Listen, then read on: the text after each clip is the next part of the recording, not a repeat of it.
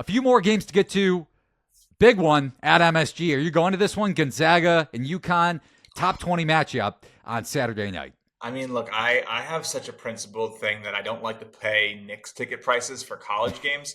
I can go see like 10 to 15 low major games in the area for the price of that one ticket. And I would be in like, the second deck, 15th row.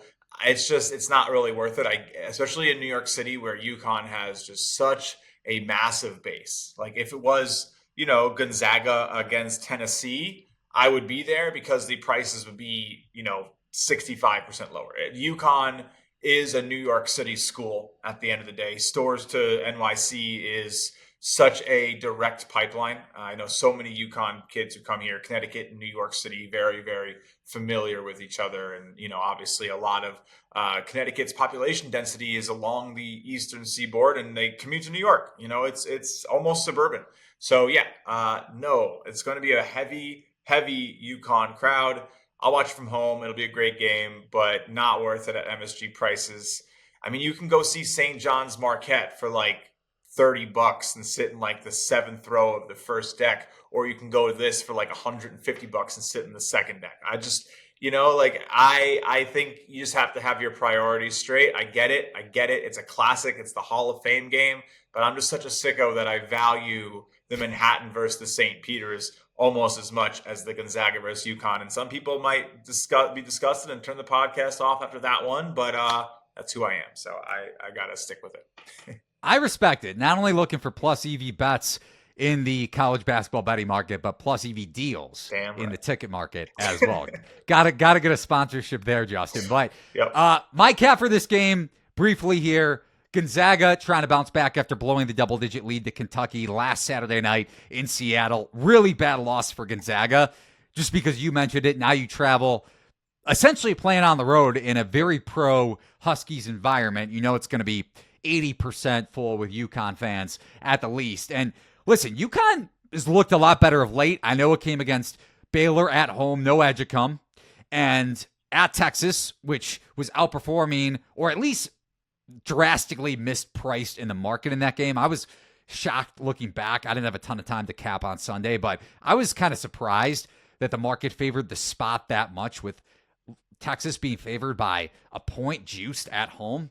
So UConn blew them out in that game, but essentially a home spot where they'll probably close as a dog. And you look at Gonzaga's three-point shooting splits.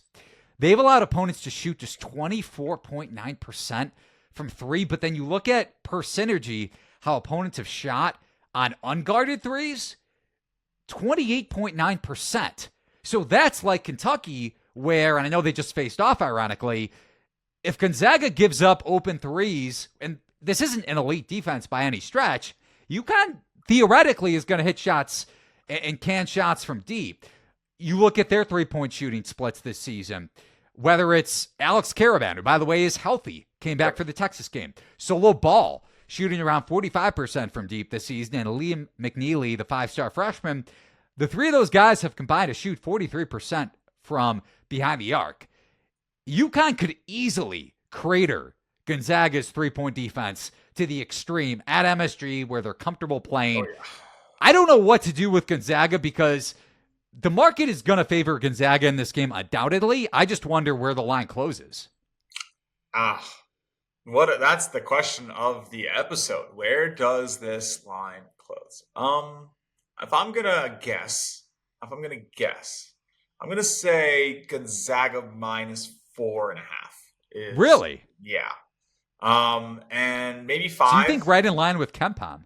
Yeah, I think, and KenPom's a little high on Connecticut, but I just think the market's going to be high on them. And then I think the reports of like how strong the crowd is going to like drive it to the close late. I would imagine it's sitting probably like -5.5, and like in the leading hours it shifts down to 5, 4.5. Like literally last minute shift towards Connecticut a bit. I like Gonzaga though. I do think the market's going to be wrong. Gonzaga is the number one team in shot quality for a reason. They are well and above everyone else. They are playing up when they play good teams. UConn is struggling against good opponents. They were expected to lose to Baylor without Edgecombe. So imagine he plays, right? Like our shot quality numbers had it as a loss for UConn. I'm not super sold on them. I was early in the season, but you got to adapt quickly. I don't think they're raising another banner. It just isn't the team. I think Hurley knows it himself. It's just they don't have that feel. They're going to lose at MSG to this Gonzaga squad. And I think it has a chance to not be pretty. I think there's a real shot they lose by 8, 9, 10 points.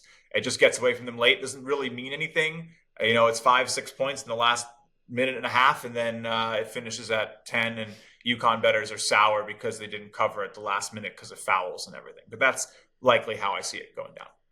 They were lucky to cover against Baylor. So if anybody bet UConn against Baylor and then conversely bets UConn and gets a bad beat, well, it evens out. So a couple points on your side, though, Justin. Samson Johnson and Terrace Reed, if they get into foul trouble against Ike, look out, because then Gonzaga's going to play inside out, and UConn's perimeter defense and UConn overall defensively has not looked good, not even close to what they've been physicality-wise over the last couple of years, winning back-to-back national championships yet. They're not going to get priced like it in this game, but in the Final Four futures market, Huskies 4-1 to make the Final Four. Definitely overvalued there. Gonzaga 3-1. I just worry, last thing here on this game, well, two things.